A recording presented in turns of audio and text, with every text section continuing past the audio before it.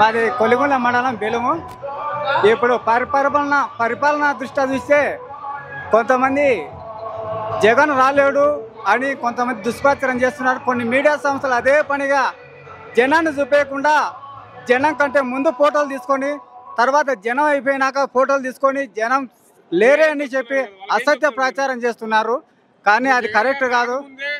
కొన్ని ఛానల్ ఏం చెప్తున్నారంటే జనాలు వెళ్ళిపోతున్నారని, తర్వాత గుత్త కుర్చీలు ఎంపీ కుర్చీలు చూపించి జనం లేరని అసత్య ప్రచారం చేయడం జరుగుతుంది. అయితే కొంతమంది ఇద్దరు మహిళలు ఉన్నారు రాష్ట్రంలో.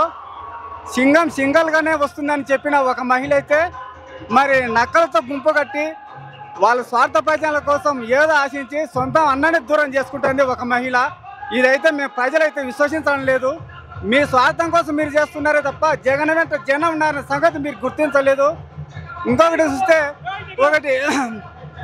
ఇంకొక ఆమె ఎవరో చనిపోతే అది జగన్ మీదకి హత్యానేరం వేసి అంతకుల వెంట తన హోదా కోసం తన పదవి కోసం వెంపలాడుతున్నారు. ఇది మేము ప్రజలమంతా గమనిస్తున్నాము.